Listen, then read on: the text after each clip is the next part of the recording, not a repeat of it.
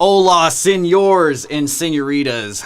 You can notice I only speak Spanish on my intros. It is always an hola. I'm excited about today. Today is one of the most popular episodes that we do on like our YouTube videos and inside of the Creative Cashflow Academy and the Propelio Academy. If you haven't checked that out, you need to go. Propelio.com/academy gives you some incredible information. But I get the most feedback on our episode about the calculator and how to like stinking use a calculator the right way, because it blows people's minds. It just really does. And it's worth having your mind blown on, because people don't realize like this is where the money is. This is the lifeblood of your business, is being able to properly analyze a deal, being able to properly put something in, put numbers in to see, am I going to make money on this? Because at the end of the day, too many people focus on too many things that aren't making money on real estate, right? The only thing that matters in real estate is, I shouldn't say the only thing. I mean, obviously like ethics and blah, blah, blah. And, you know,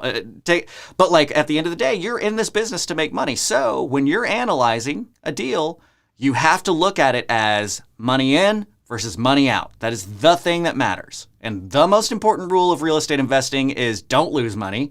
And the second most important rule of real estate investing is do make money. And if you don't know how to run the numbers on that, you don't know how to meet the most important rules in real estate. So, a very special surprise for you guys today. Not only are we going to blow your minds on the 10B2 calculator, showing you how to properly calculate your cash flows and how you're, you know, analyzing a deal of, should I wholesale this? Should I wholesale? Should I flip? Should I own or finance it? You're going to have your mind blown on how much money you make over the long term.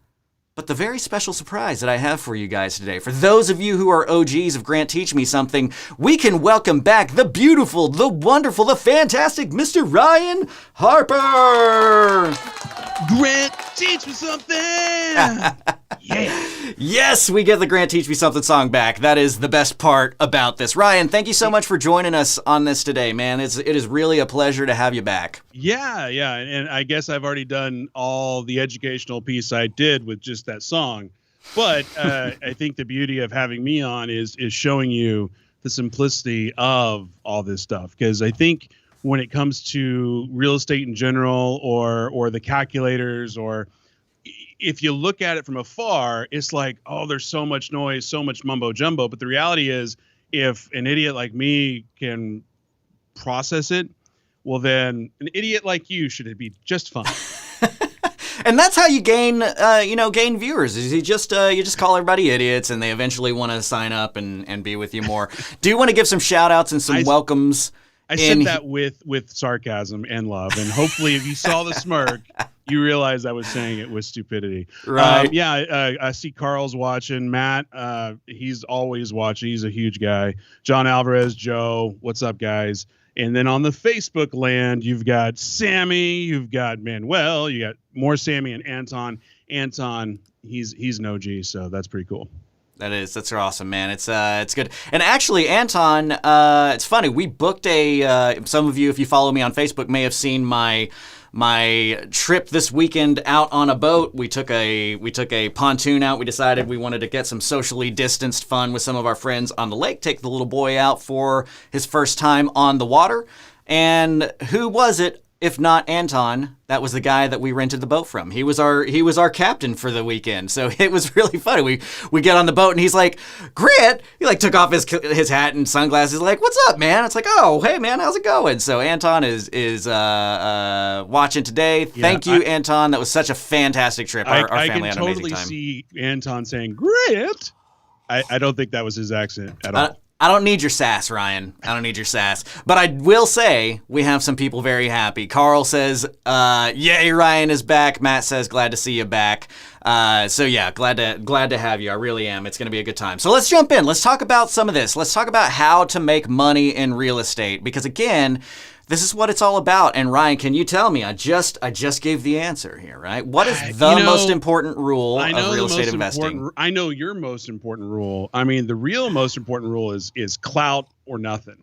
It's all about the clout. It's all about the views. But if you subscribe to like Grant, it's the most important rule is don't lose money. Right. But I'm all about the view count and the clout. But I guess if you want to do this as a profession. Not losing money is probably an okay rule as well. Yeah, if I was led to believe anything from watching people on Facebook, it's that actually making money in real estate doesn't matter. It's just how many followers can you have, right? That's the thing, that if you can be Facebook famous, then you may as well be successful. You know what? You know what's really cool? Well, not a lot of it is cool about the corona and COVID and all that, because it is messed up a lot of people's lives. Can I just stop here and say that we are about to start a segment that started with, you know what's really cool about corona? No, what I was saying is I just thought about this is yeah, there's been a lot of not a lot of people on Facebook and social media during corona, because technically you're supposed to be home or whatever, but there hasn't been a lot of Lambo stuff. And could that be because a lot of the Lambo rental places are closed? Dude, and they're honestly, not allowed to rent out the Lambos right now? Or that's hilarious. Several that might months be ago? it. I mean, I'm sure now they can, but I don't know. I'm just correlation maybe. There's probably some legitimacy to that. All right, so let's talk about this. Let's look at the 10B2 calculator. So first of all, as always, or I say as always now, as we are doing things at this point in time, we want to make sure that you guys have something to take away from these episodes to follow up on, and to have some ability to not just have it end here, but have something to look at, over the long term and that kind of stuff. So what we're going to do is we are now giving away freebies for you guys. We are making sure that you've got a download to go to, and I'm actually pulling it up. I accidentally canceled out of it, but we are going to go over that today, so I can walk you through how to calculate your deal using something that was previously only available to my students at CreativeCashFlow.com. And so now we are actually going to release this to everybody, because we feel like, look, the reality of this is that we have a tool that can help you run your deal and can make sure that you are able to understand what it is that you're truly looking at, right? And I call that my deal analysis whetstone. And the reason I call that the whetstone is because it is a way to sharpen your skills. If anybody is a knife person, you know that a whetstone is a good way to sharpen your knife. So we're going to be going over that today, and I'm going to show that to you, but you can also download it at the link that you see in the description for this video right here. So click on that down below to get your own copy of that freebie. But I also wanted to just draw attention to, we are using an app called the 10B2 calculator. Okay, the 10B2 calculator is the lifeblood of your business. Now, I know that I have talked many times about saying, yeah, you can totally get into real estate and make money without needing to have money, right? Because I did it. That's how I got in. I did not have money, and I have made a bunch of money. God's been very good to us in this world. So forgive me when I'm about to ask you to spend $6 on something, but maybe if you don't have $6 to spend on an app, maybe now actually isn't the time. When I say no money, maybe I am speaking in more hyperbole than I think I am. But yeah, this app is $6, and I'm trying to pull up a bigger view of it, but I'm not going to be able to pull up a huge view of it. But here's what the app looks like, if you can tell on here. So if you look in the top left-hand corner of my iPad there, you see that one that says 10B2, 10BII. It's a red logo. That's the one you need to download, okay? Like I said, it's $6, and it is just the lifeblood of this business. It's gonna do everything for you. Real quick, Grant, I just want to chime in on this because for the past 3 years up until January, I was with Propelio, and one of the constant questions you'd always get is, do you use this software or another software? This software, another software? And it wasn't until I think a week and a half ago that the right answer came about. And the right answer, I was watching a shout out to RJ Bates, because RJ for I don't know how many days, but he's doing a 50-day every single day live stream, which is super ambitious and very cool. Right. The way that he's doing it. But he's doing he's trying to get a house in every state in 50 days, and he's doing it live stream every single day from like 9 in the morning until like 9 at night. It's crazy. So if you get a chance, not right now because you're watching Grant teach something, but maybe later tune in and say, hey, Ryan, Grant sent you over there. But one of the things he said 2 weeks ago is, it was Propelio or some other guy. And he was like, why not both? You're a real estate investor. If these tools are going to help you, what do you care? If both are $100, well, spend $200. How much do you spend on MailChimp? How much do you spend on this? How much do you spend on that? If you could spend $100 extra a month to get an additional service that'll help you build your company, build your brand, buy more houses, what's the problem? So when we're talking about $6, whether you ever use it or not, just buy the app. Yeah. I mean, yeah, it'll be a clout thing. It is you worth go to a it. meetup and say, I got the 10B2. Do you? So the ladies and the fellas love it. The ladies and the fellas. That's the thing, yeah. You can just get at bars. So the thing that we're going to look at here is on this 10B2, what is? So this is our 10B2, my nice weatherman mode. So the only thing, like, I know this is really confusing because there's just like, oh my gosh, there's all these things going on. The thing that's going to matter for you is this top row right here, okay? That's the thing that you need to be paying attention to because that top row is the entirety of our world, ultimately. So what you're looking at is from left to right, you have 5 numbers that you need to know. You have the in field. Oops, wait, what? That way. The in field, I/YR, PV, PMT, and FV. This row is going to be the thing that makes you $1 million. This row, what it says is if you give me 4 of these items, I will give you the 5th one. That's what this calculator is going to do for you. It says if you give me 4 of these, I will feed you the 5th one. And then I'm going to show you some a little bit more advanced things on how you're going to be able to figure out your overall income and balloons and all that kind of fun stuff because that's where people's eyes get really big. So let's start digging through on this and asking what these things stand for. So Ryan, can you tell me what N stands for? What does the N stand for on this app? It stands for interest. Yeah, that's funny. That's a good guess. That's one of the better guesses I've gotten. No, it stands for nominal value now. It stands for. We can do this all day. Just ends. Oh, did you just cut me out? I just cut you off. Yeah. So the N field up there. Why is this not working? Hello. It stands for number of payments. I said that in my rambling. You just didn't hear it. Number. Ooh, that's a weird M. Number of payments.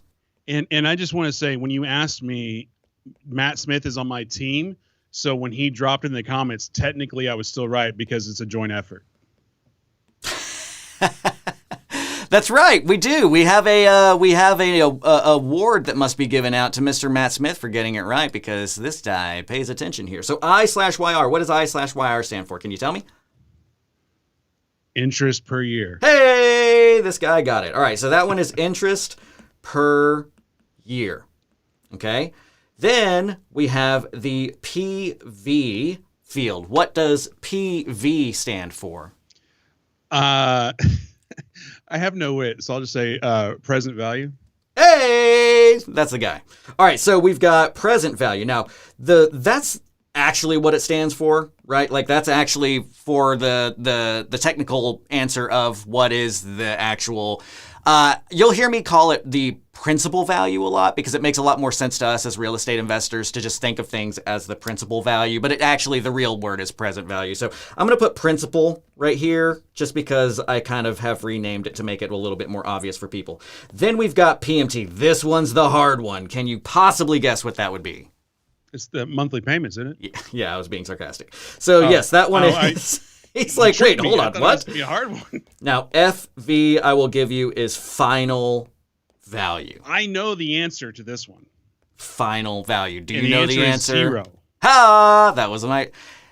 This is like, so I'm a big Chris Nolan fan, right? And I just saw, I did not hear because the audio was god-awful in it, but Tenet, and it's all about like backwards and forwards timelines and stuff like that. So you answered the question before I even asked it. We had a Yoda answer there. Like, who needs a question when we already have the answer? FV stands for final value. And in our situation, okay, in this lesson, what I'm going to what I'm going to tell you is that we are always going to be 0 on FV. Now, final value says after this loan has been paid for however many months, for however long, what is going to be left over? Okay. Now, in our case, we're typically always paying our loans off to zero. So hopefully. So that's going to be FV. Can you think of, Ryan, why we would not have FV as zero? The only thing I think of is somebody does a loan modification, or they do a payoff, or they are a delinquent. I don't know if any of those are even remotely close. Yeah, so it's going to be because of a balloon. That's what it would be, balloon, right? So the final value would be the balloon. So if you wanted to see how long it would be until a balloon payment of X happens, like, you could enter something there, okay? So that's where final value is. But the cool thing about this, since we are doing what's called a fully amortized loan, okay? Fully amortized meaning that we are paying this loan for X amount of months, and when we get our last payment in, that means that the loan balance is zero. That being zero, heck, that makes this easier on us, because now, remember earlier I said you needed to know 4 of these 5 things, and this calculator would tell you the 5th. Well, now one of these is always going to be zero. So now we only need to know 3 of these things, and the calculator will tell you the 4th, right? That makes our life so much easier here. So let's look at this again from left to right. We've got number of payments, interest per year, right above my head, PV, payment, and we'll just kind of ignore the FV. Now, number of payments is going to trick you sometimes, because this is number of payments, not number of years. So for instance, if you were doing a 30-year loan, you would do 360 payments. So the way that 30 times 12. Exactly. And if you ever have any questions on that, the cool thing about that is that this is a calculator. So if you don't know what that would be, like for instance, you're like, okay, well, I want to do a 20-year loan, and I don't know how many months that is. You can do 20 times 12 equals 240. And then you can push the N button. So now we have populated 240 into that field. That's the way that this calculator works, is you're going to type a number in, and then you're going to push the button that you want to populate that number into, and it will populate. So for instance, I just made that 240, which is a 20-year loan. If I wanted to run this as a 15-year loan, I could type in 180. I'm going to push in, and you see how it just populated that field in there. The beautiful thing, one of the things that I like about this calculator over others, okay? Now, I know there's lots of financial calculator options. I know that you can even go on, bankrate.com, blah, blah, blah, blah, blah, and see, some calculators that you can put some stuff into. I don't want you to use those. I want you to learn this. I want you to learn this because this lets you go inside and out of every deal that you're looking at, and it lets you know every number. Those calculators, sometimes they won't let you solve for interest or solve for principal value. They'll only let you solve for payment, right? I want you to be inside and out of your calculations. And the good thing about this particular calculator is that it shows you what number is currently in that field. Not every calculator does that, right? So the cool thing is that you can just kind of leave that alone. If you need to recalculate something, one of them is the same, like, okay, last time I ran a calculation, it was a 15-year loan. This time it's a 15-year loan. I don't have to populate anything in there. So I'm going to give you a really quick show, okay? I'm going to just demonstrate using this calculator really fast, and then I'm going to ask Ryan if he has any questions, you guys if you have any initial questions. After we do that, we're going to dive in, and I'm going to start showing you where to calculate your cash flows from, where to calculate, how much of an arrear, like if you've got $10,000 in arrears, you're trying to buy a house sub 2 and it's $10,000 behind, what's the principal balance going to be once you catch those arrears up? Like, there's some really cool stuff you can do here, not the least of which being that you're going to be able to see that on your deals, if you do them right, hey man, $100, $200 a month in cash flow on a sub 2 deal might actually turn out to be an overall profit of like $200,000 on a freaking $120,000 house. So that's what we'll end up on this. So let me give you a quick demonstration. I'll open up the floor to some questions from Ryan and you guys. I do want to hear from you, and then we'll go. So I'm going to run the scenario of this. I'm going to sell a house owner financed to an owner financed buyer. I'm going to sell it to him for $100,000, and I'm going to take a $10,000 down payment. I'm going to finance it to them at 9.5% over 30 years. So if we rated that out, because I'm an idiot. If we wrote that out, that means it's a $100K sales price. And actually, you know what I like to do, just to get you guys in the habit of this. It's funny, over my years of training, I have found that something that I deem to be one of the most incredibly important and basic principles of real estate investment analyzing analysis is to look at money in versus money out. And surprisingly, don't feel bad if that's not how your brain thinks about things. That's how most people's brains don't think about things. But I need you to think about things like that, right? So adjust with real quick. Grant, if I could throw you a curveball. Yeah. And this may take 15, 20 seconds to actually implement, but it might be worthwhile. Since you're giving away the whetstone, could you import that PDF into your iPad app and do the notes you're about to make on the whetstone itself? Yes. Yeah, absolutely. Actually, that'd be a good idea and worthwhile to the audience. And do you think that's why I'm here? 1,000%, because as a matter of fact, I meant to do that. And you're taking my thunder. I meant to do that and I didn't. So thank you for reminding me of that. I will do that here in just a second. Okay. So that's a great plan. All right. So if we're going to write this out, I'm going to write this out in green. I want you guys to always be thinking about money in and money out. Green is money in, red is money out. I try to stay on that to help you with this. Okay. So we're going to sell it for $100,000 sales. We're going to take a $10,000 down payment because you always want to get 10% when you're selling with owner financing. Do not accept less than 10%. Even if it means that you've got to give them a second lien to get to that 10%, that's like a shorter lien time, do it like that. You've got to. Then we are going to have a loan amount of how much, Ryan? $90,000. Boom. And yes, to answer John's question of seeing the more information on the left-hand side, Ryan, who is so beautifully multitasking here, is correct. The iPad version, and what they're talking about here is, if you notice on my calculator, we've got the calculator. Your phone is just going to see this. The iPad version is pretty cool because it sees all of that, right? You can see your recent calculations, but you can get there on the phone by clicking on, I believe it's this little hamburger menu right here. And yeah, go to recents and it'll show it to you if you're on your phone. You can go there. So that's a good question.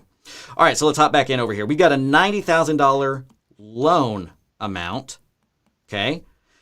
We're going to give them that loan at 9.5% interest on a 30-year a 30-year amortization. And we want to find out what the payment is. Okay? So that's what we're going to enter in here.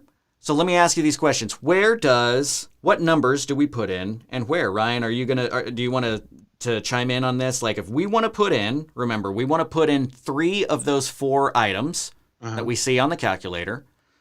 Which of these numbers are we putting where? Numbers? Well, the down payment is irrelevant in this conversation. Mm-hmm. The amount, sorry, I got to look at here. I can't see where I'm with the numbers. Here you go. There we go.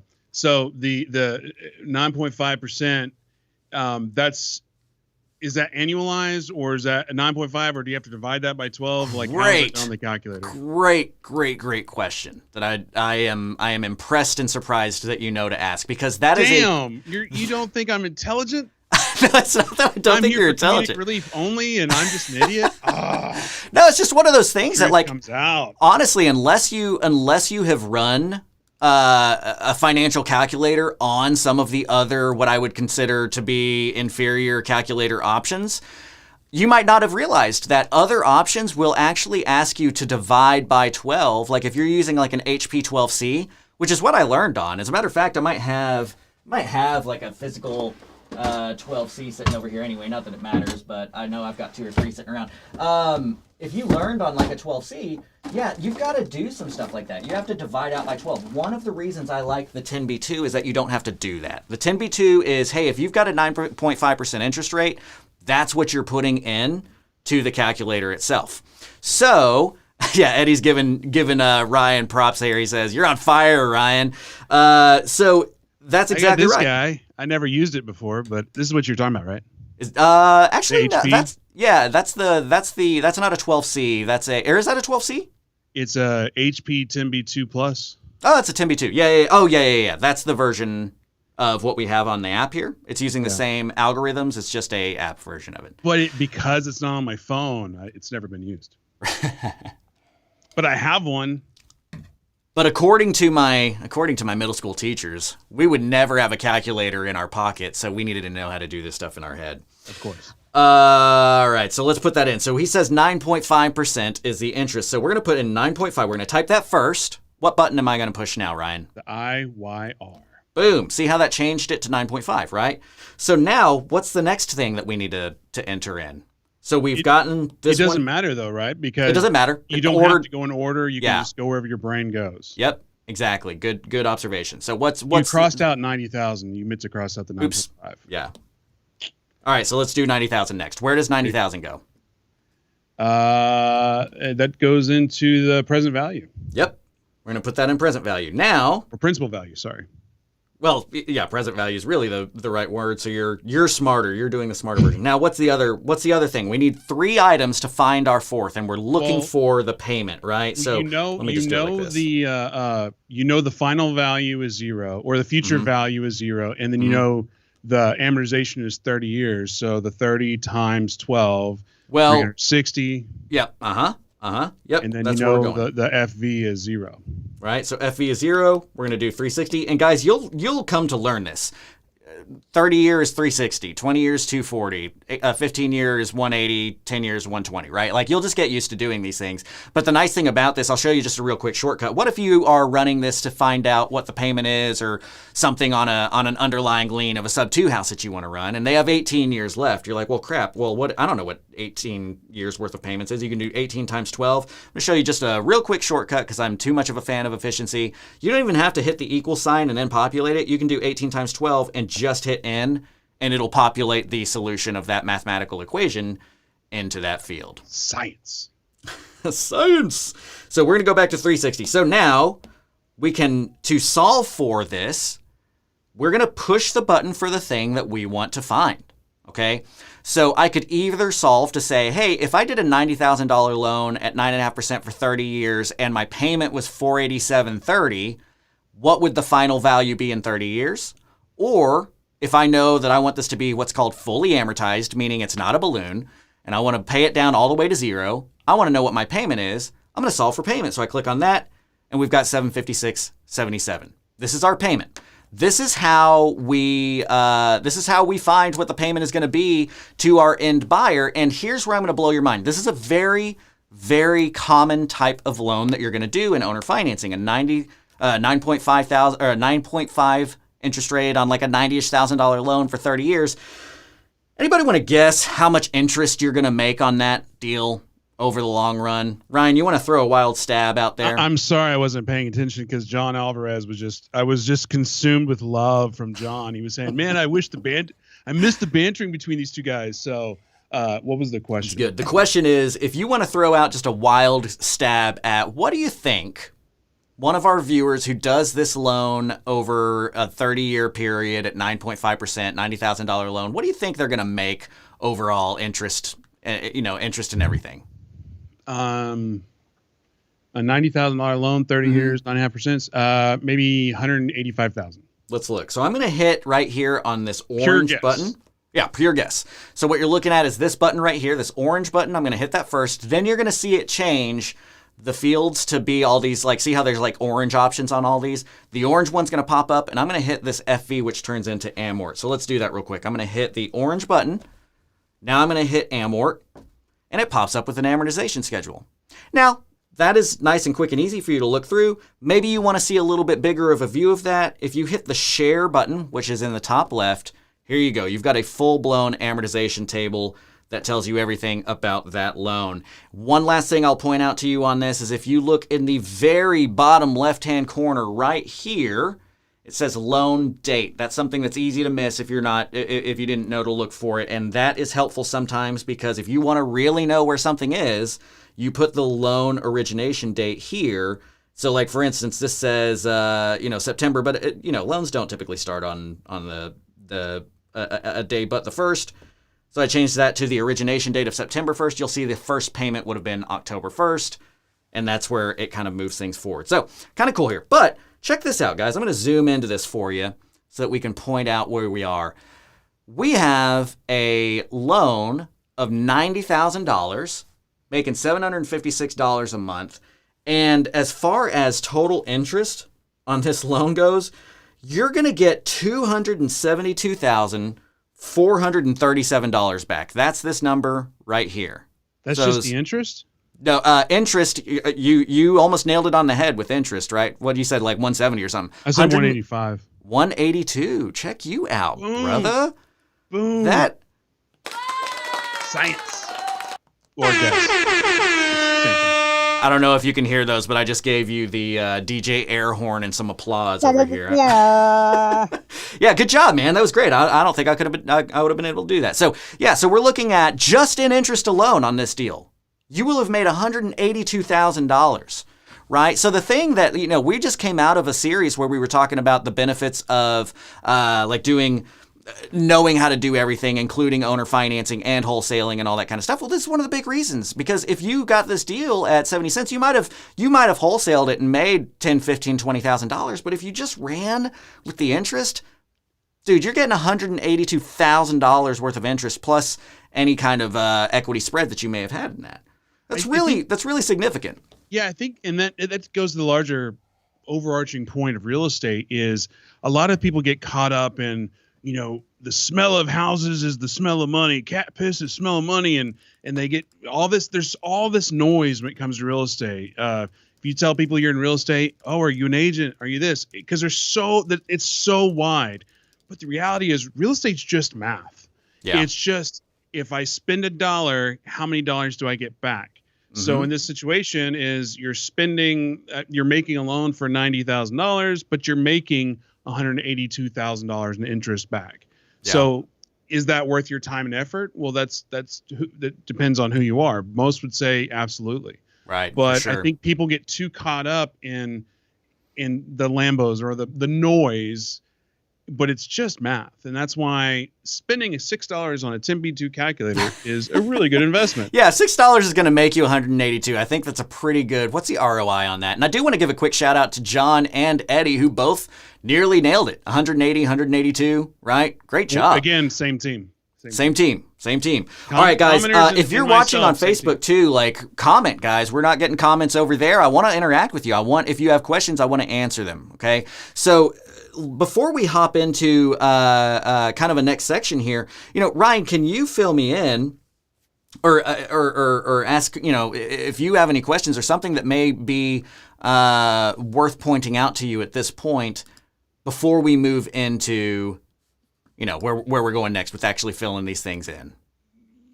As far as the calculator itself? Yeah, the calculator itself or anything that we've said to this point. Well, I think, and again, to just add to what I was just talking about, the noise is when you're talking about cash flow and you're talking about real estate, especially when you're talking about this particular subject, there's things like gross income and net rental income and return on equity and expenses and HOAs and all this stuff. And those are all important aspects, but at the very core of it, you still got to get to just the 4 or 5 things we've been talking about. Sure. Those other aspects, those are indicators and factors of whether you're purchasing or selling or keeping as a hold or selling as a flip or depending what you do. But, the property taxes, the insurance, passive income, vacancy, management fees, all that stuff is a factor. But when you got to start somewhere. And I think at its core, starting with a few key factors,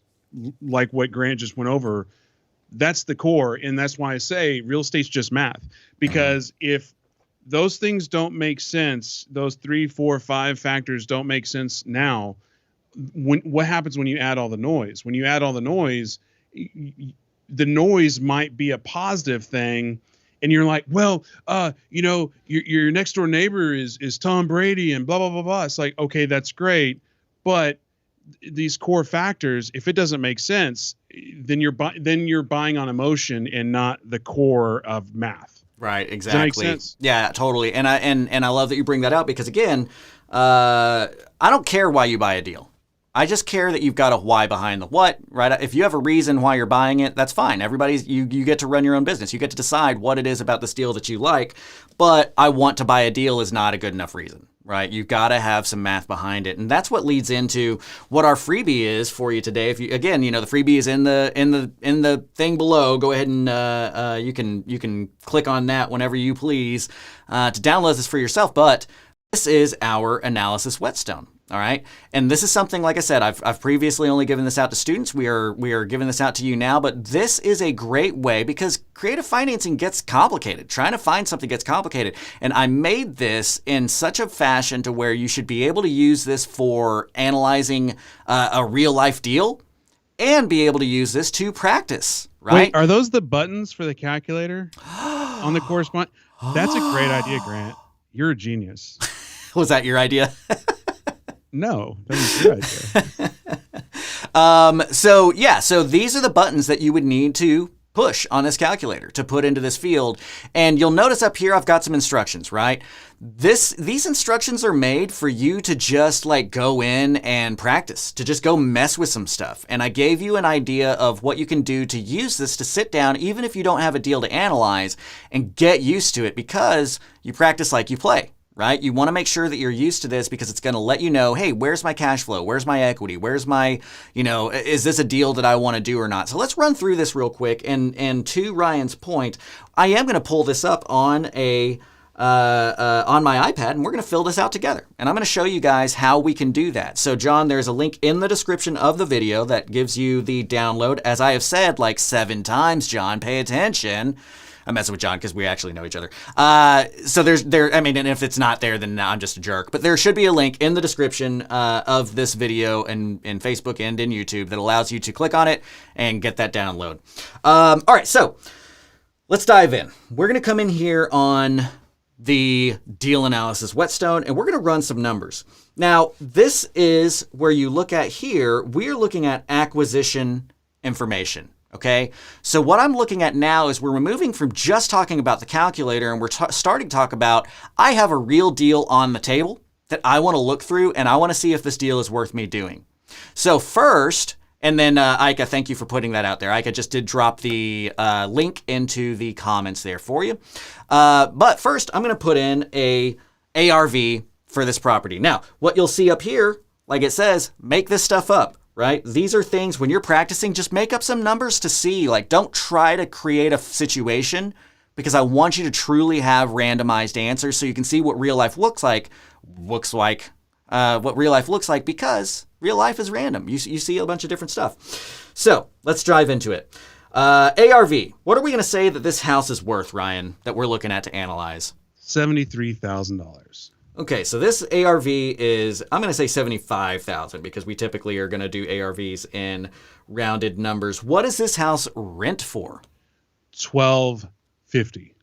Okay, so we are renting for $1,250. Now, already I can tell that this is going to be a sweet deal. And why is that, Ryan?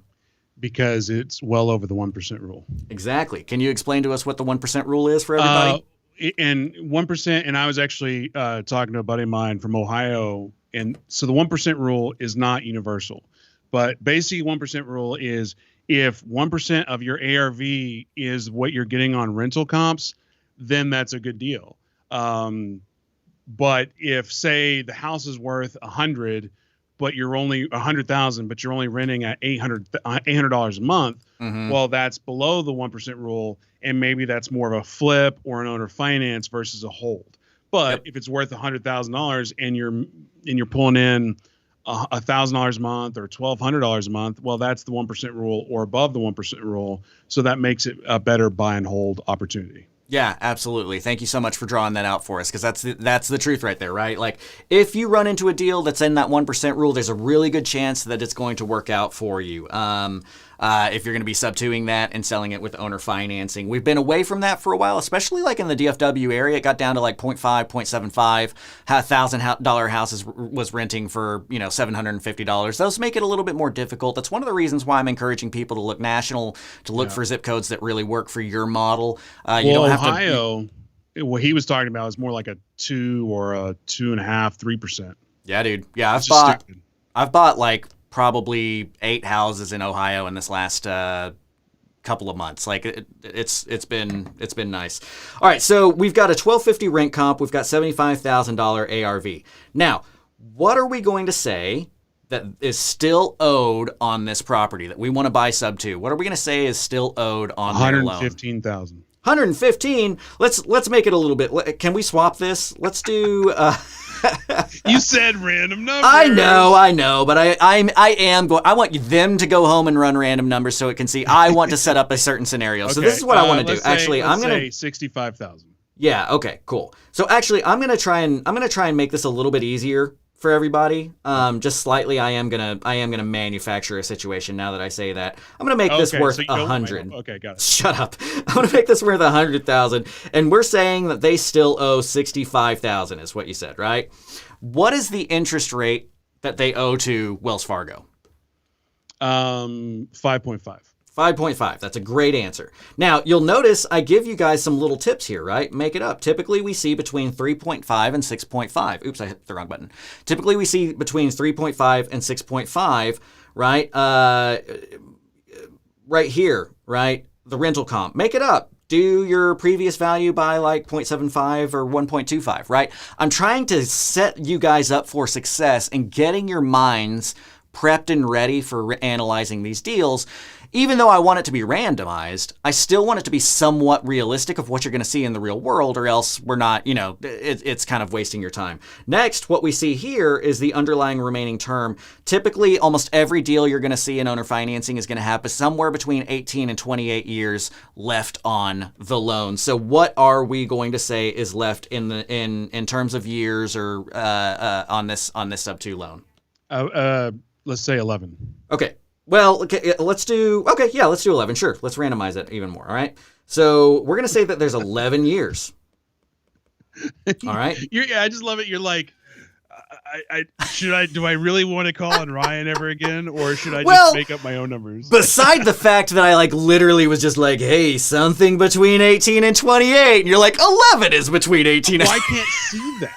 I said it too, right. No, but that's actually good. So again, like I said, we want you to see what life looks like in running these deals. And I've had deals that have 11 years left on it. What I'm going to tell you right now, with this being said, is that if you get a deal where they owe under the ARV, they have this deal right here. Basically, I'm not even going to look at anything else. I'm doing the deal and I'm contracting it right now. Okay. I don't even care about anything else that's going on, unless it has some kind of ridiculous rehab amount to it.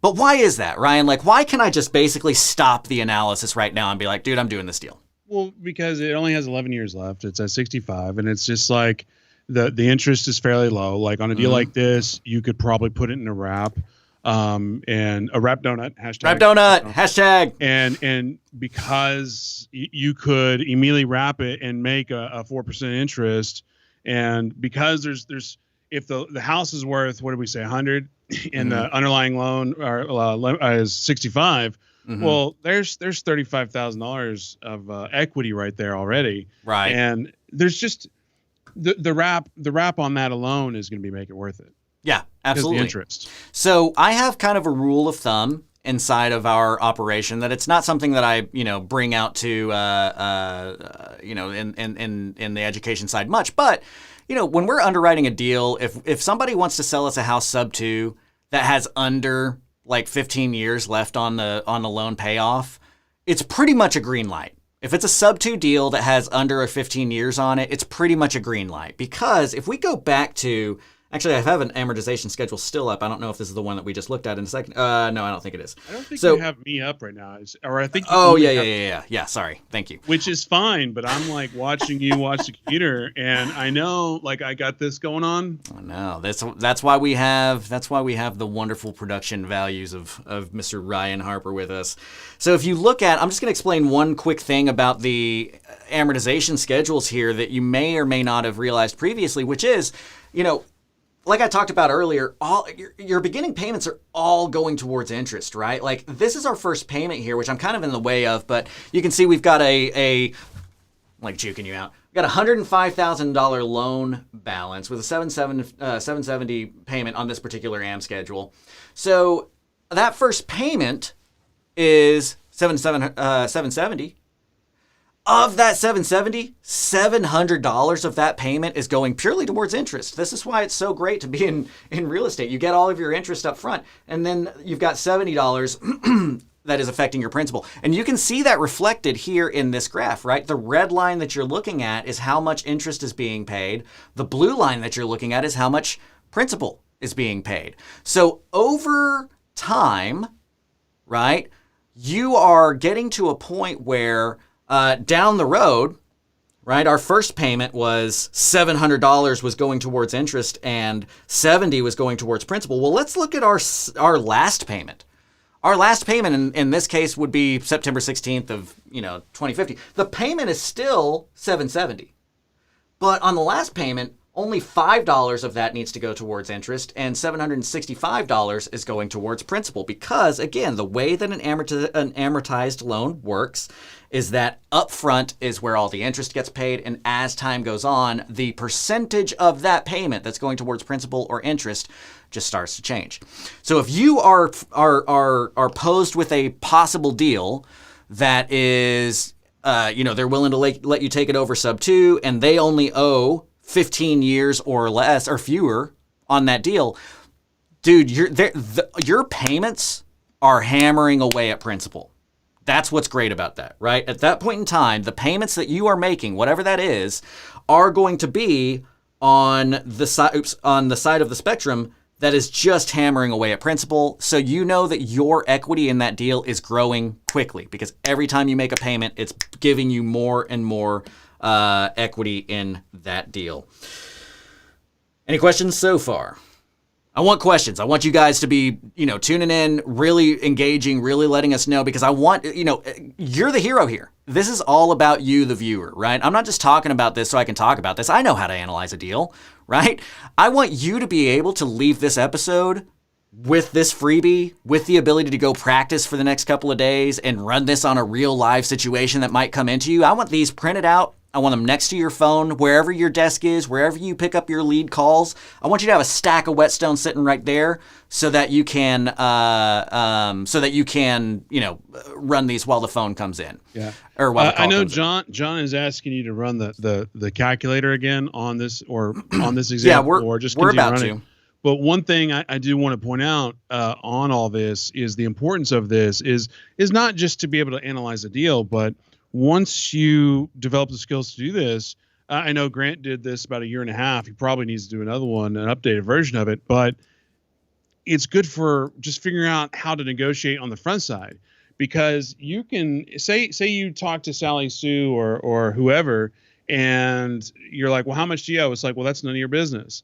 Well, okay. Well, you can search public data and get all that information. And you can research this all yourself, but if you know how to use a calculator, you can by yourself, without their help, figure out how much they're paying a month, how much they still owe. Yep. Will it be exact? No, but it'll be pretty damn close. And if you have that information going in, that's basically a cheat code when it comes to not actually cheating. I'm referencing like video games. Right. Up, down, left, right, start, A, B, start. It's basically God mode, whatever you for, now I'm offending the religious people. My bad. Basically, you're getting a head start on how to negotiate with them ahead of before you even start. Right. Which other people, maybe a wholesaler or investors who are not watching Grant Teach Me Something, or a part of Creative Cashflow Academy, they're just dealing with the face value stuff. So if you have the behind the scenes stuff, you'll be able to negotiate a whole lot better. Absolutely. And this was what really helped me get into my first couple of deals, because right now, like I don't even look up. I stopped even looking up the address on Google until I already have, sell signals from from my seller at this point in time. I do like no prep. I think it's kind of a waste of time to do prep before the call, because you might waste all that time in prep and then they're just like, I don't want to sell. But if you haven't done a bunch of deals and you need a little bit of a boost and you have the time because you don't have leads killing you constantly, like do the prep. Go do what he's talking about, and it can give you a little bit more confidence in your negotiation heading up to it. So now we're looking at this deal where we've got a $65,000 loan at 5.5% interest for 11 years. And this will be a great example of when I say, like, I don't know how many months 11 years is. So I'm going to do 11 times 12, and I'm going to put that into the N field. Right? The next thing that I need to see is what is the interest rate that we have on this loan? Well, it's 5.5. So I'm going to put 5.5 into the interest rate. What's the next thing? Well, we've got a underlying remaining, and UL is underlying lien. You'll notice up at the top, by the way, once you download this, I define all of the abbreviations up there so that you can get those. I know nobody reads the instructions, but read the instructions because it defines a lot for you.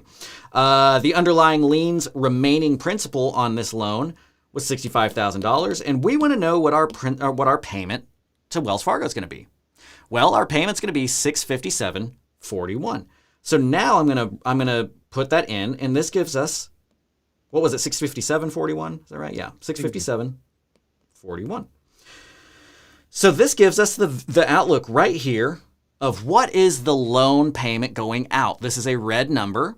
It's money out that is being spent, right? I should have probably, I'm not going to because I'm going to forget to do it over time in this, but this would be green, this would be green, but those don't really matter. We're just writing these in. So that's what we've got, our principal and interest payment. Now, again, just to point out, when we're looking at this calculator, the number that you get right here under payment, that is principal and interest. That does not include escrow, obviously. That is only the payment on this loan. So, Rai, what are we going to say is our arrearages, right? How far behind are these guys on their payments? What month is it now? September? It's September, yeah. I would say 6 months because that's let's just get real because a lot of Corona stuff. Yeah, that's a good point. So we're going to be 6 months behind on payments. Okay. Now,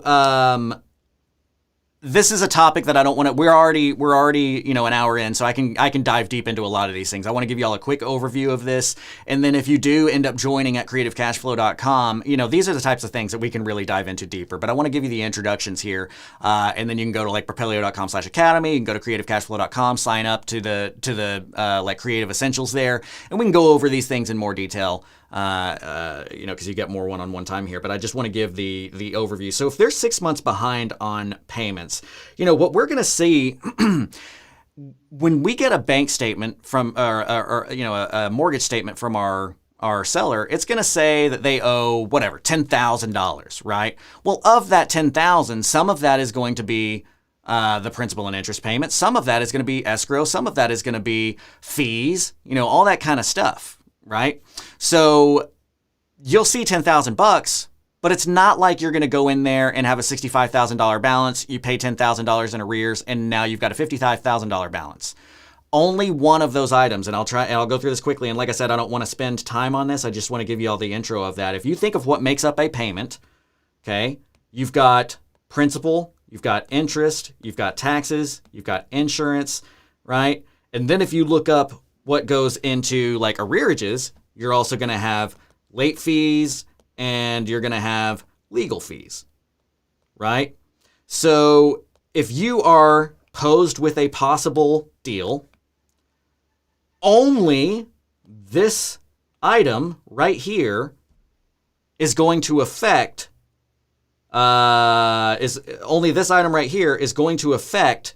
your remaining balance. Only the principal portion of the payment is going to affect the principal portion of your loan balance.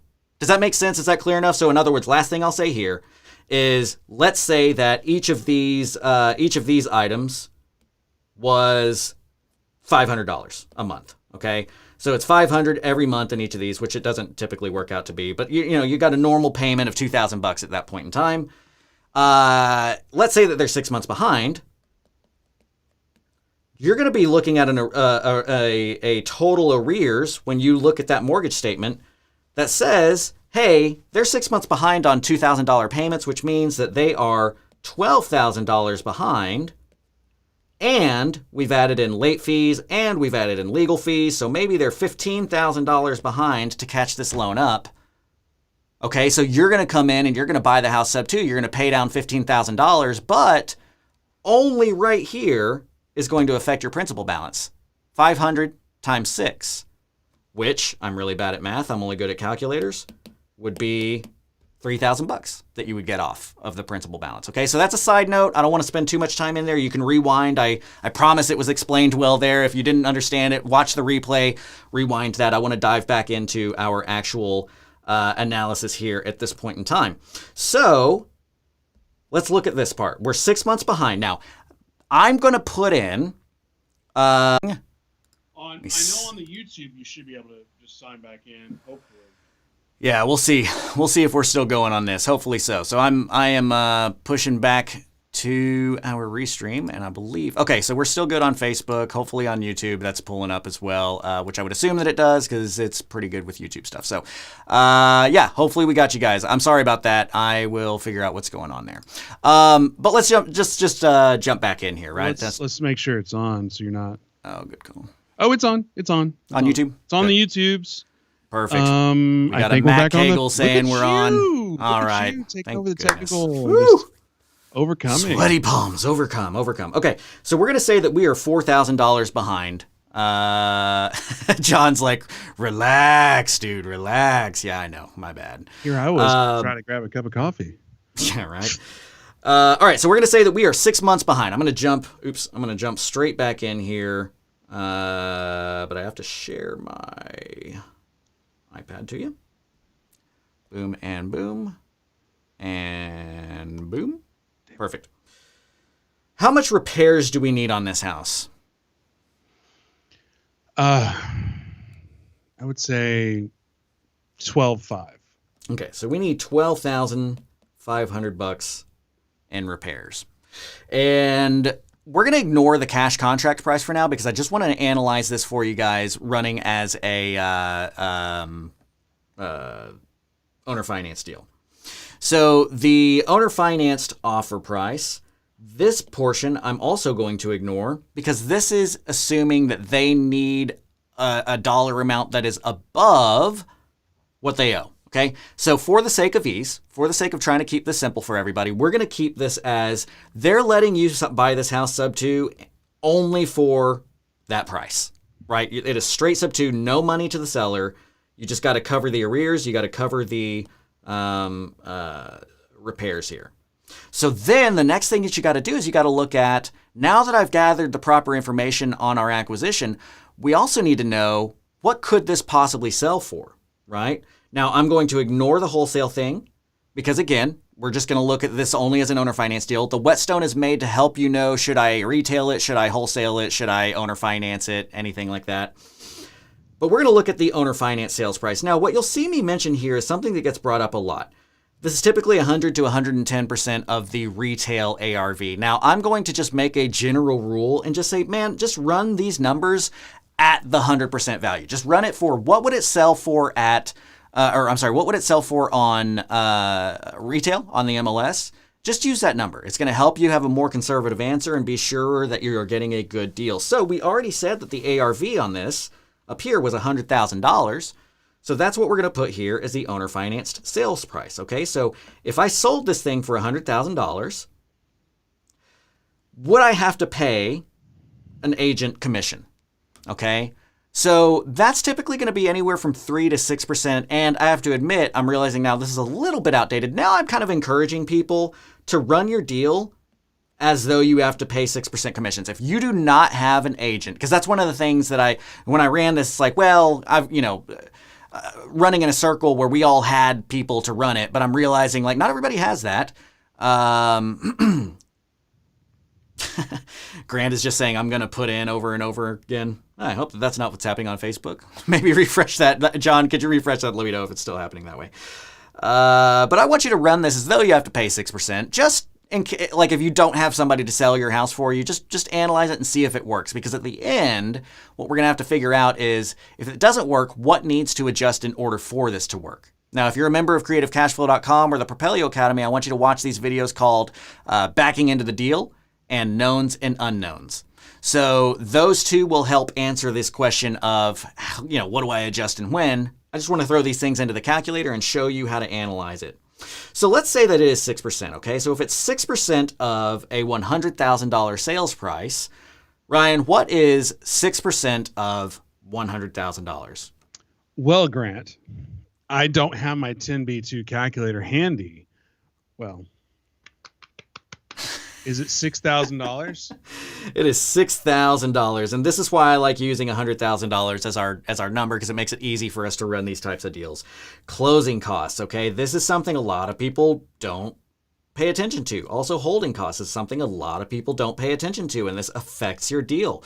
This is similar to why I say a lot of landlords think they're making more money than they are, because they don't pay attention to actual costs. So let's say that you know what your acquisition closing costs are going to be, and I'm just going to put it at $1,500. Yeah, I'm going to put it at $1,500 just to have something. And then I'm also going to do the same thing as holding costs. Now, I gave you a little clue under here. You need to include your interest carry, you need to include your insurance, the property taxes, and utilities, which I have found is typically somewhere around $7 a day is a decent number to run on utilities. If you're doing a rehab and doing showings, you're going to have stuff running. That's kind of what we would run off of. But count the payments that you're going to have to pay, right? If you think you're going to hold this property for 6 months, which is what I want you to start with, right? I want you to start acting like you're going to hold this property for 6 months. You need to know what your expenses on that property will be, okay?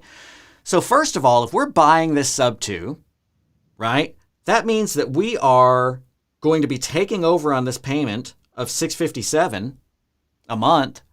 If we're going to hold $657 a month and we're going to hold this property while we're rehabbing it and marketing it for 6 months, fortunately, we already ran that number right here, so we know that would be $4K.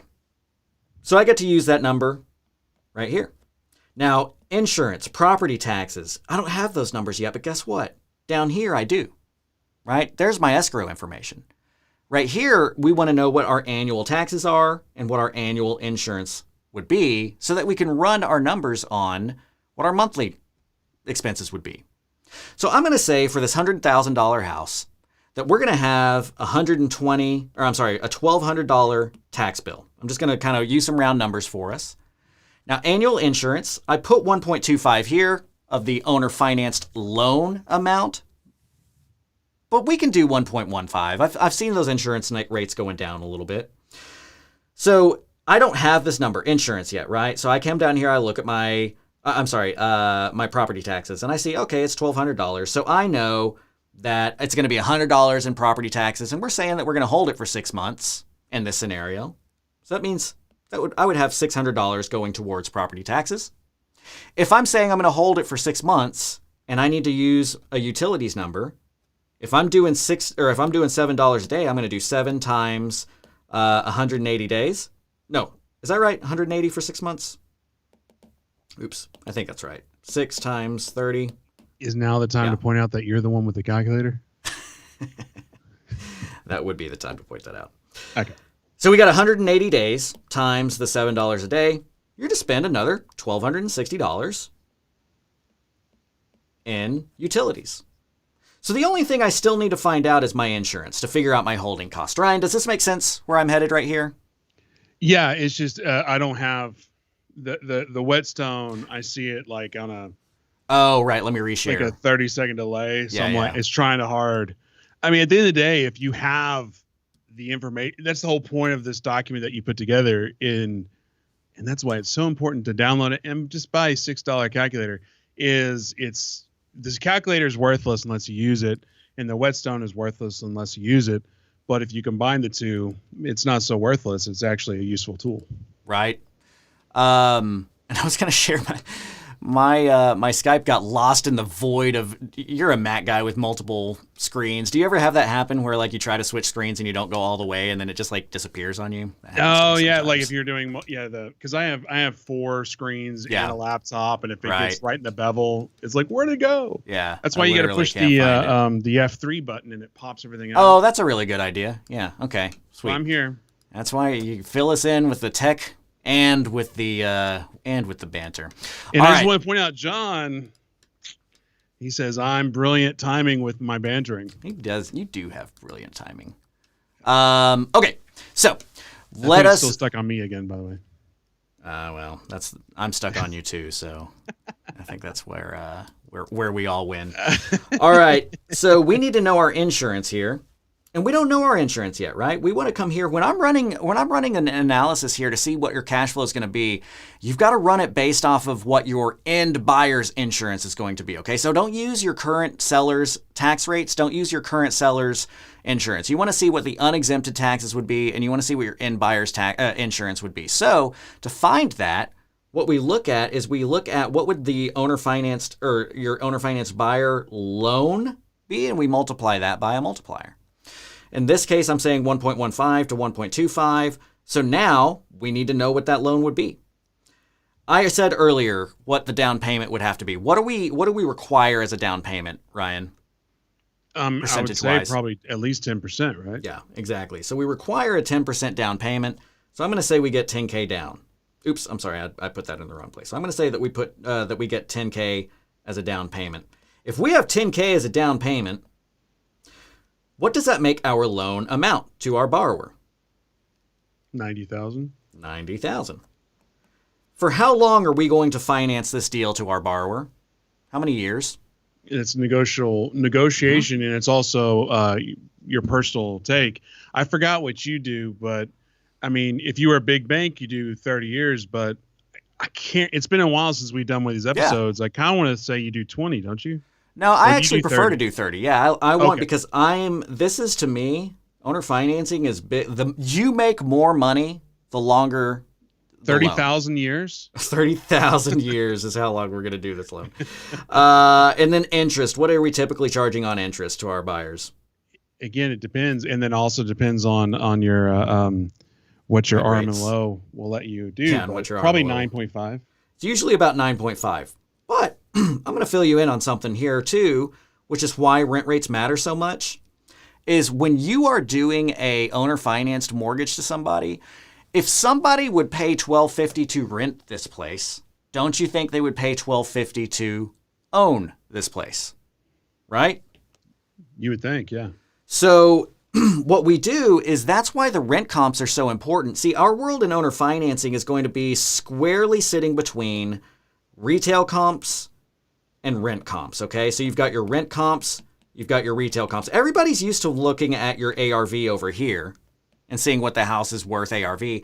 But in here, this number, the rent, is as important, if not more important, than the rent or than the retail comp. Because people make decisions based on how much it's going to cost them a month to live in that property.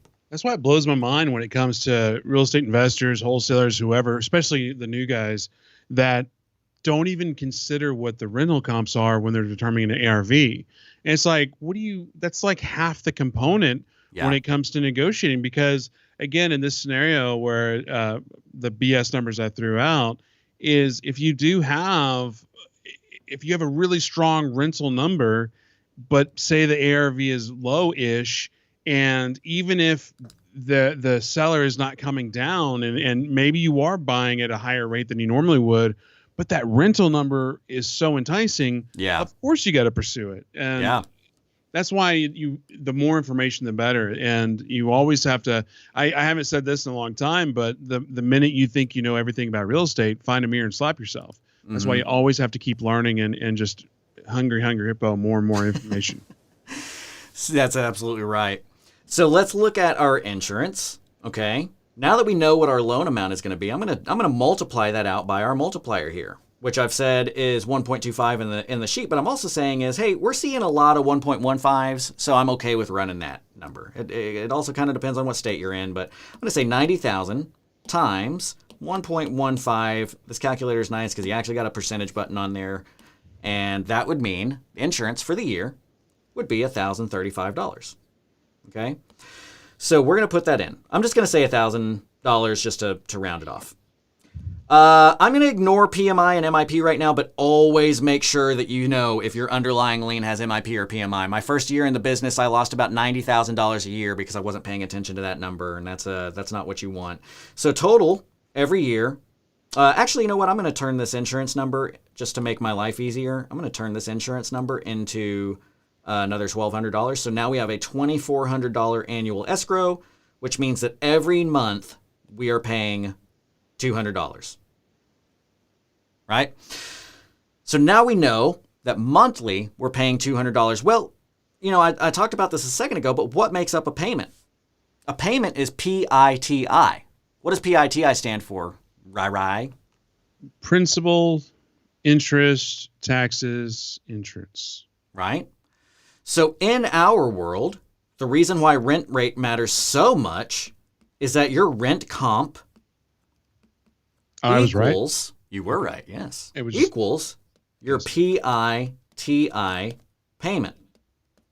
That's why this matters so much. If you want to know what your owner-financed buyer is going to pay on a monthly basis, this matters way more than saying, hey, I want to get a 9.5% interest rate over 30 years. What matters way more is this house rents for $1,200 or whatever we said it did. Let's say $1,250. Okay. So this house rents for $1,250. That means our rent pay or our PITI will be $1,250. Now, if our PITI is going to be $1,250, what do we know from this so far?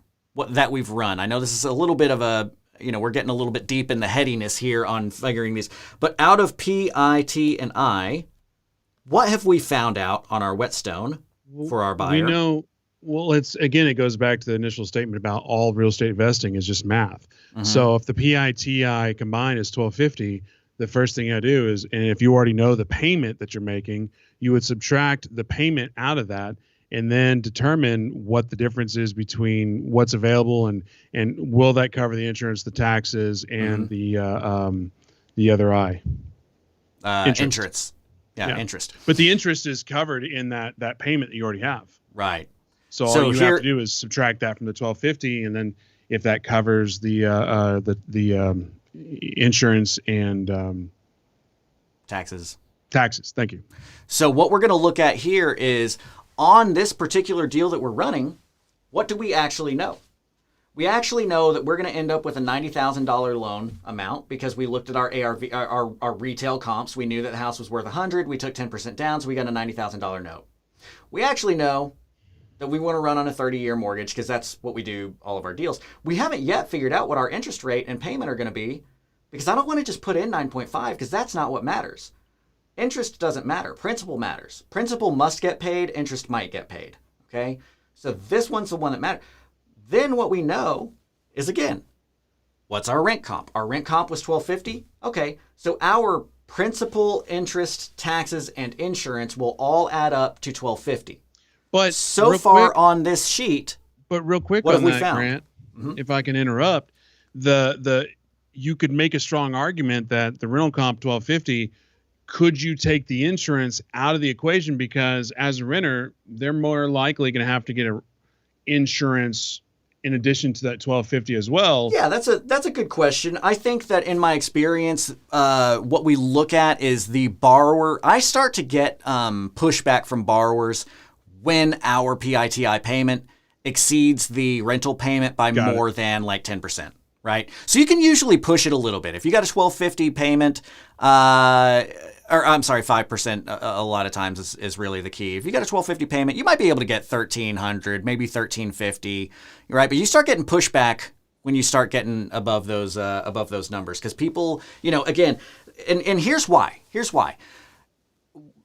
You know, Ryan, what does the ARV tell us? The actual ARV of a property. What does that tell us? The ARV is what we expect a buyer to buy the house at. It's right. Not. But why though? Why do we know that number? I don't understand the direction of the question. So sorry. Yeah, maybe I'm being too abstract. So let me just give the answer here. So okay. the ARV of a property is that we have run comps in a neighborhood and we've said that people are willing to pay X amount of dollars for this type of house in this neighborhood. Assuming it's a like for everything. Exactly. Yeah. This type of house in this neighborhood, prices have gone up and this is the market rate that people are willing to pay. Well, similarly on rents, if those get pushed up to market rate as well, to where don't you think that if landlords had found that somebody was willing to pay more on a monthly basis to live in that house, that's what they would be charging? Right. Right? And so that's what the rental comp is telling us, just like the retail comp says, hey, this is how much somebody is willing to pay to buy a house in this neighborhood. The rental comp is telling us, hey, this is how much somebody is willing to pay on a monthly basis to live in this neighborhood in that type of house. So what we do is we look at the PITI number, and we're going to back out the things that we know. So in this case, we know that taxes and insurance are going to be $200 a month, right? PITI. So I'm going to knock that out and I'm going to say 200. So the TI portion, rubber band man over here, the TI portion of this deal is $200. So we're going to back $200 off of the, what will end up PITI number. And what does that give us but the PI? Yeah. You see where I'm going with that? Mm-hmm. And now you know what you can sell out for like a wrap. Right, exactly. So what I want to look at is I want to put that number in. I want to put that number in and see, okay, so if it's 1250 minus 200 gives us our sales PI number, that would mean that we have a 1050 PI. Well, now look what we have. What we have now is 3 of the 4 items that we needed. Before this, we only had 2 of the 4 items. But the way that this calculator works, Ryan, is how does this calculator work?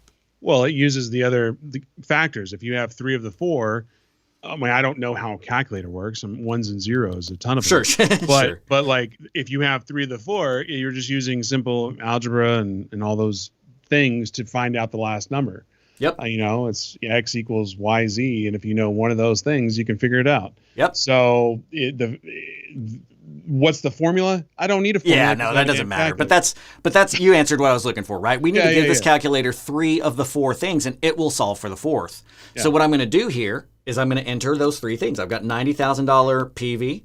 I've got I don't know. Well, let's just start from the left or right. I should have done that. What is our N, right? What do we put on the N item? 360. 360. So on N, we're going to put 360. I/YR is what we're solving for. We don't know that one yet. We don't know the interest yet. We know that the principal value is going to be 90 grand, and we know that the payment is going to be 1050. So I'm going to put 1050 in. The payment is always negative. Value. Right? Exactly. Point out real quick here, payment is always negative. Every time you put in a payment, I want you to click this plus or minus button. If you're getting a funky answer, it's probably because you didn't put the negative in. I want you to look at your payment and see, is the payment showing up as negative? If not, that's probably your problem. Okay, that's the first thing to always look at. So I typed in 1050, I said 1050, negative, and now I'm going to populate the payment field. So now we solve for interest. Boom, it's a 13.77% interest. Is that usury?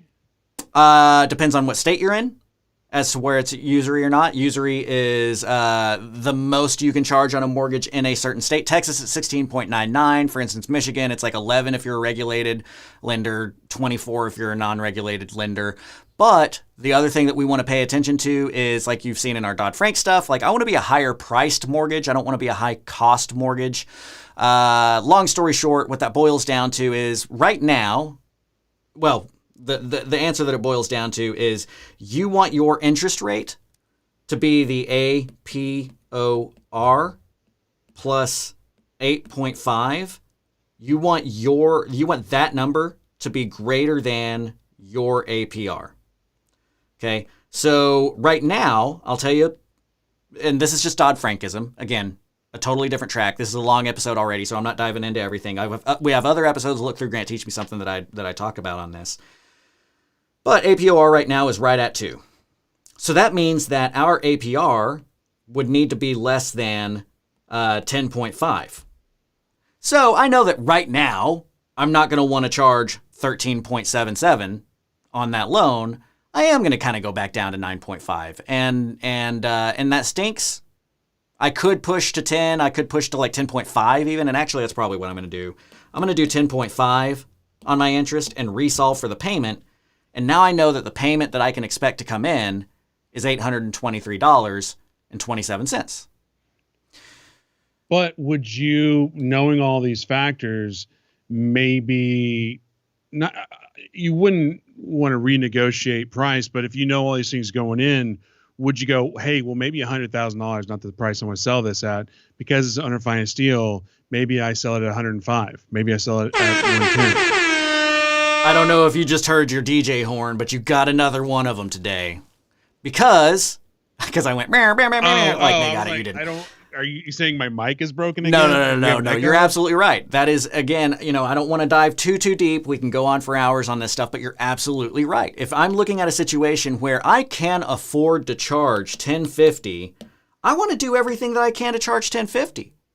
So what I just found out is my interest would be way too exorbitant at 13.77.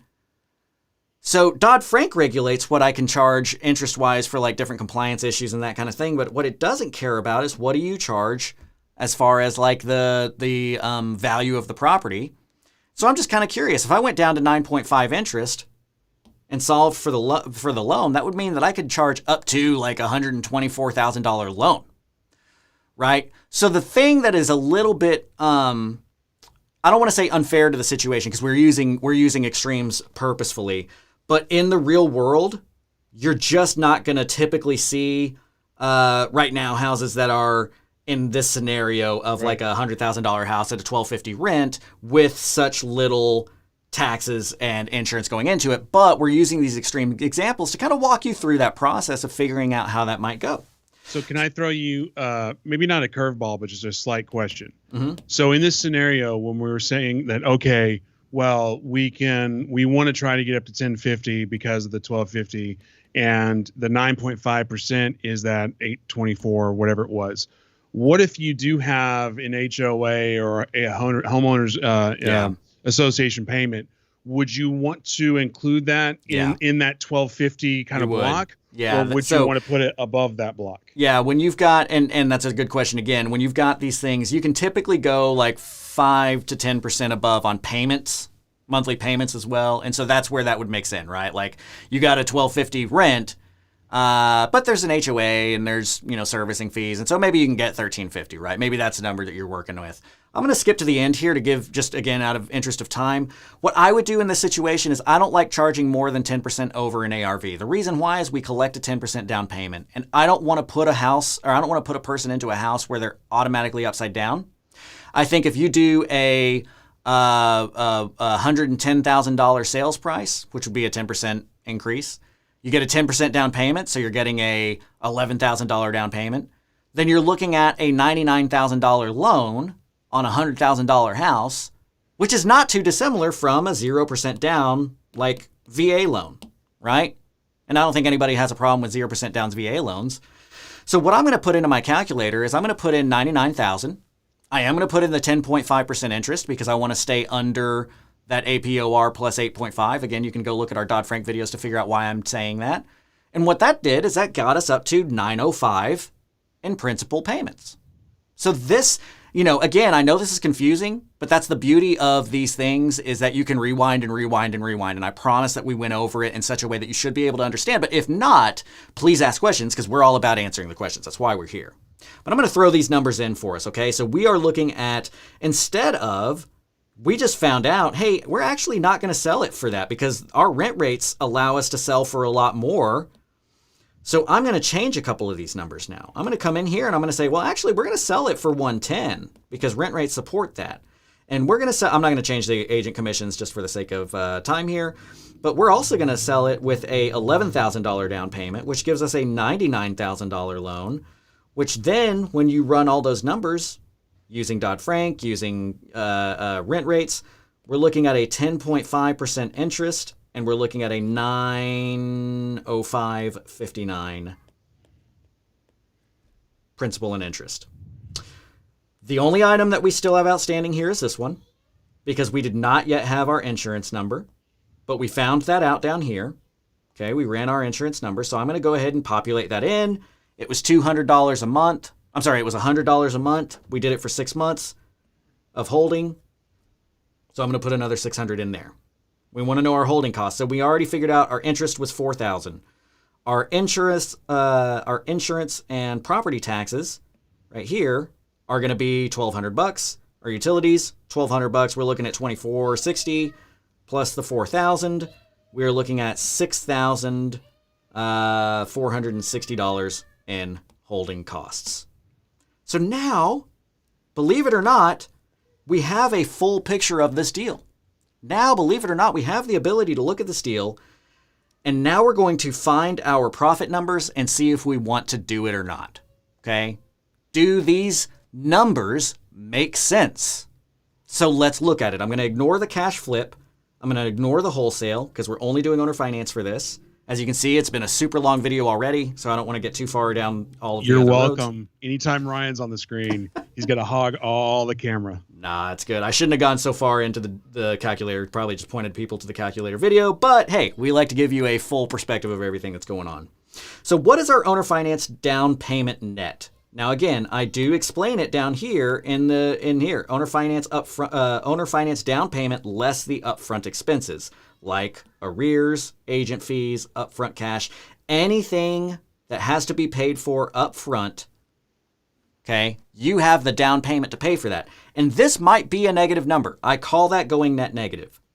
So let's look at the numbers that have to come out up front to buy this house. To buy this house, we got to do $4,000. Actually, I'm going to highlight these. We got to do $4,000 in arrears. We got to do $12,500 in repairs. So now we're up to $16,500. We are going to be paying $6,000 worth of agent commissions. So now we're at $22,500. We're going to be $1,500 worth of closing costs. So now we're at $24,000. And we've got closing costs. And now we've got holding costs of $6,400. So we're at $30,460. Okay. That's our money out to buy this house. And we're going to get reimbursed 11 of that. So now we have a net negative of $29,400 basically. So I'm just going to round this for the sake of rounding. I'm sorry, I said 29, I meant 19. We're going to have a net negative of minus $19,000 just to do the deal. You see, where people mess up is they don't track their holding costs. They don't track their closing costs. They don't track their agent commissions, right? You get money in, that's great, but you had expenses like repairs and arrears and all that kind of stuff that it took to buy this house. So those expenses it took to buy this, we're under by $19,000. What's our cash flow? Okay, well, it's the sale PI less the underlying PI. And actually, this is an outdated one. I did add this. It's very important. Minus also... Oops. What you also need to subtract out here is you need to subtract out if there is MIP or PMI. But that cash flow, that net, is that the final or is it the monthly?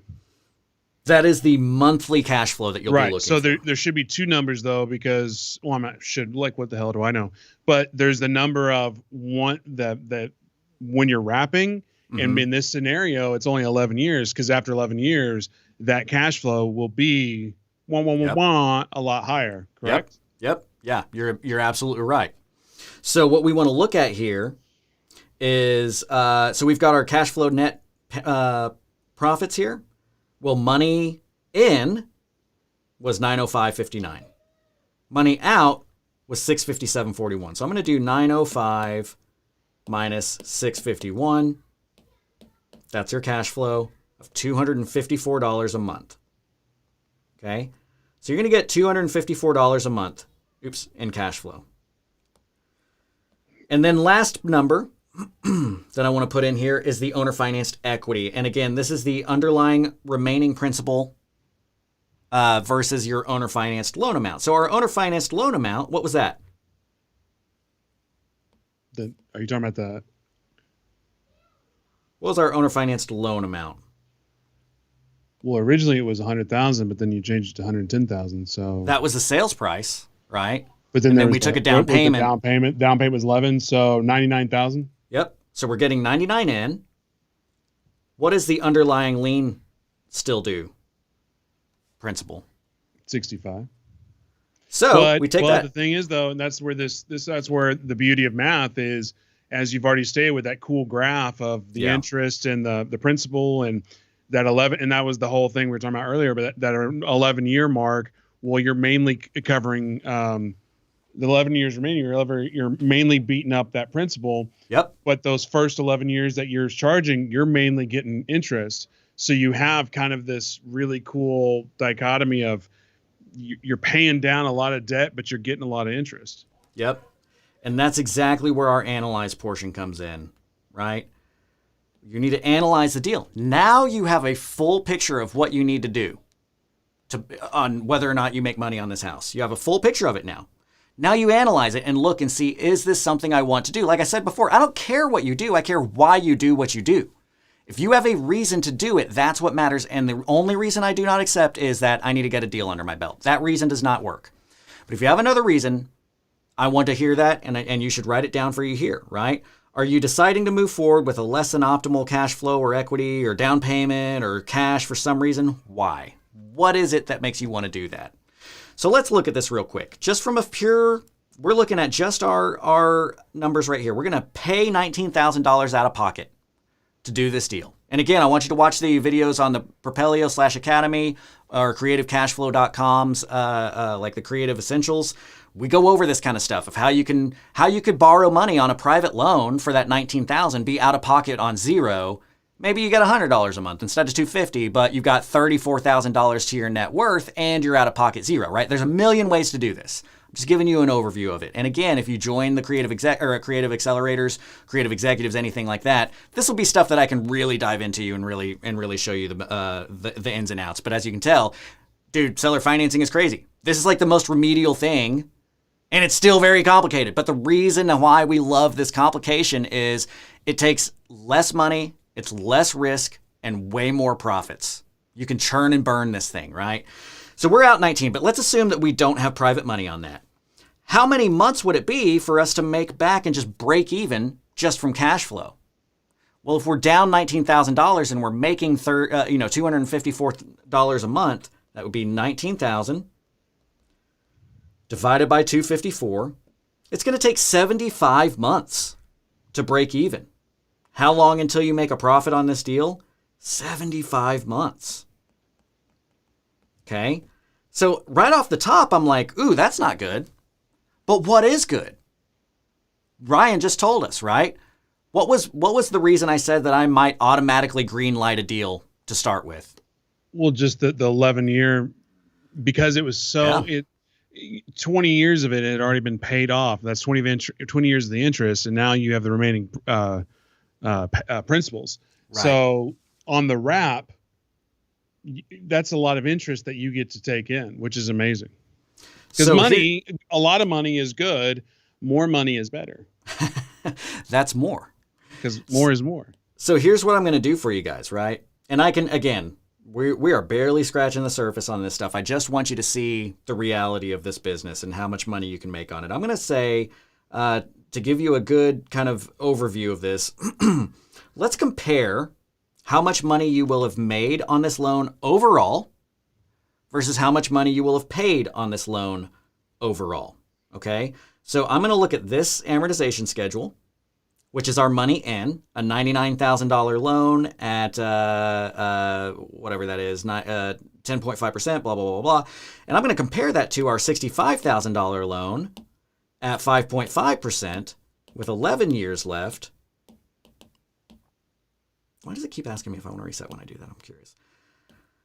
Now we can really look at a side-by-side, and again, there's more to how cool this is that I would love to get to. We're just out of time, basically. You can tell we're passionate about this type of stuff because we are going deep. But man, if you think that this is cool, I can take it way deeper for you. So let's look at this. In 11 years worth of payments out, you will have paid, as you can see on the, actually, I'll put it here. Your total payments out will accumulate to $86,778, okay, on this deal. If you said yes to this deal, which, typically I'm like, hey man, I want you to make back your money. If you're net negative, I want you to make it back in like 18 months. This one's going to be 74 months. But if we look at our money out, what did I say it was 84? $86,000. Let's round up to $87,000. And you're done in 11 years with that payment. Okay? What about our money in total? If we look at how much money this deal is going to make from doing it on a 30-year mortgage, $99,000, 10.5%, at the end of the year, at the end of your lifespan of this loan, guess what that number looks like? Freaking $326,000. Which is more. Which is more. So now we look at money in, and you've got a $326,000 money in over 30 years. Guess what we didn't count for? Well, actually, I take that back. We were net negative on the front. So we've got 326 minus 87. 326 minus 87. You made $239,000 in profits net on this deal that you bought for 65 cents on the dollar plus the whatever it was, $16,000 in repairs, whatever we put for that. Right? We were in this deal with $12,500 in repairs, $65,000 loan balance. So guess what that is? That is a 77.5% deal.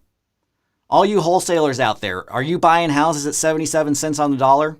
78 cents on the dollar? Are you acquiring houses at 78 cents on the dollar? Probably not. And if you are, you're buying a house, you're contracting it at 77 cents. How much are you making on that assignment? $3,000? Well, $5,000 maybe? And then also math, if I'm not mistaken, your only cash out of pocket on this deal is $1,500. No, it was $19,000. Why 19? Because it took us. Because the arrears. Yeah, we had arrears, we had repairs, we had holding costs, we had all that kind of stuff. I forgot and we got about 11 the in. I was just looking at the repairs and the money down.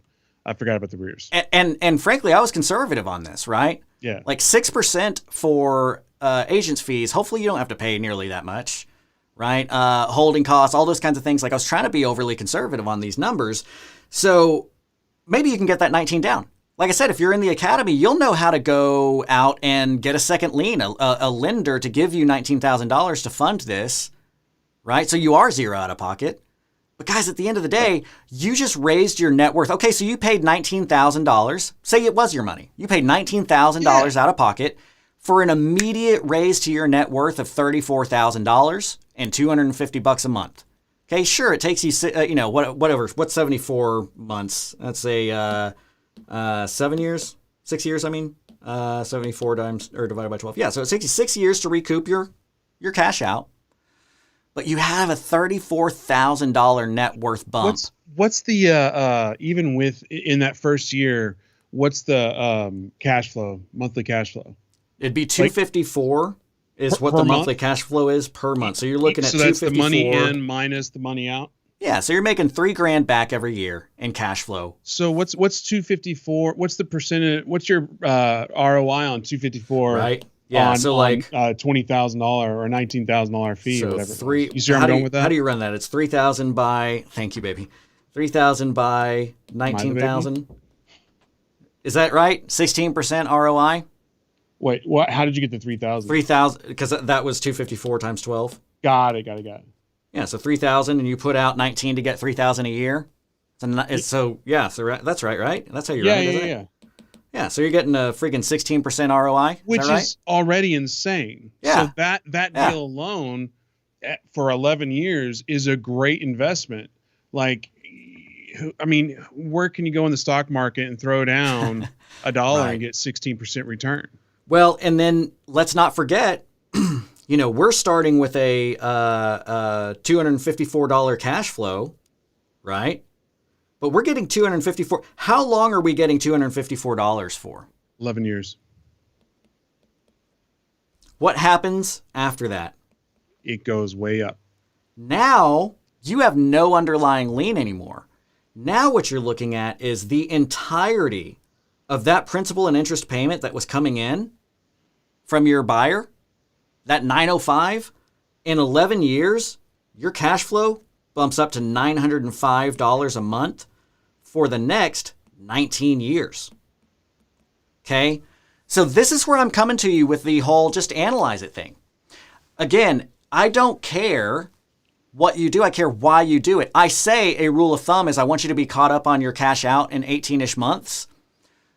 And in my case, I would go get a second lien to cover that 19 or whatever, cost it was to get in there. So I don't have to spend, because you can only do so many of those. No matter how much money you have, you can only do so many of those a year. And like our operations scale into 1,000 a year. If I did 1,000 deals a year that I'm paying 20 grand net negative on, that's not good, right? That is not a good number. I don't have that much money.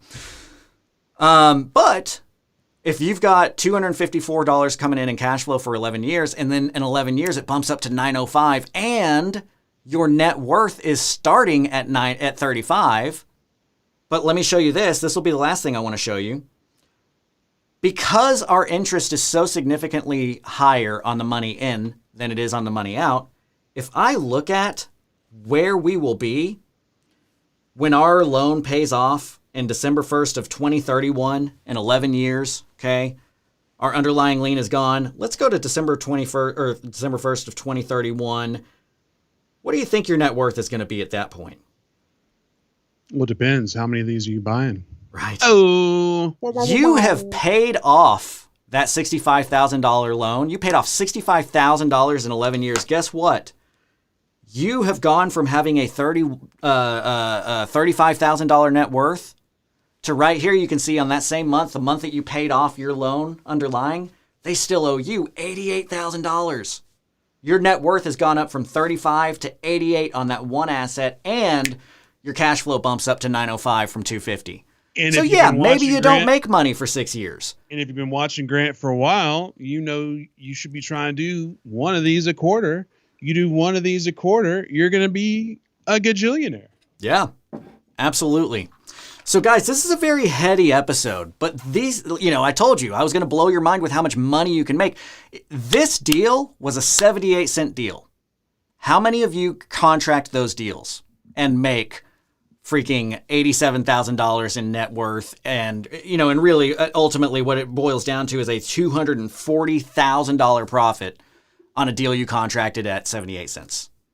That's not something that happens in the wholesaling world. And you can do this. I got straight into owner financing. I didn't go through wholesaling. A lot of people think that you have to start in wholesaling and get your legs under you and blah. No, man, you don't have to do that. I didn't. I went straight into owner financing, and this is why I was able to survive a cycle shift that other people were not.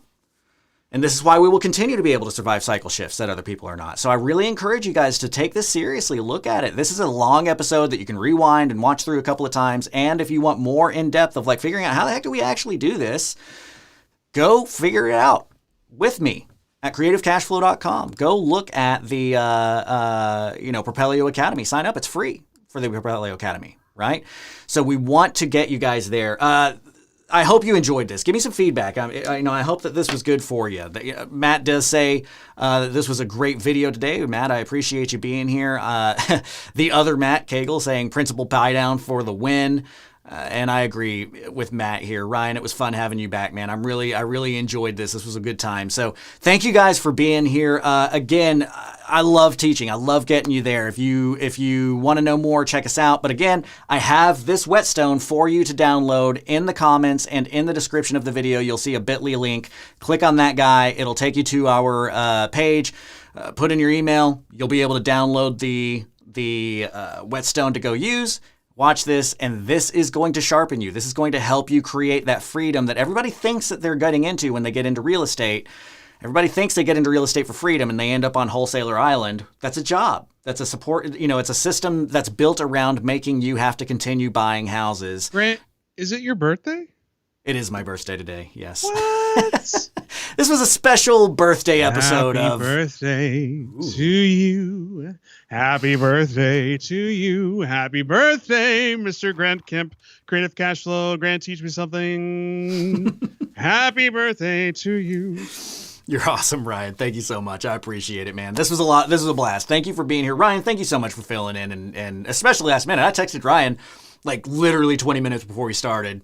Hey, dude, do you want to co-host with me on this? And he's like, yeah, man, I'm in. And here he is, looking beautiful. It's funny because the thing I was going to do at noon, I was like, right when you text, I got another text. Hey, can we push that tomorrow? I was like, all right, let's go. Good. Well, I appreciate you being here. Is there anything else you want to say before we land the plane? I would just say though, I don't really have anything going on other than just follow me on Instagram.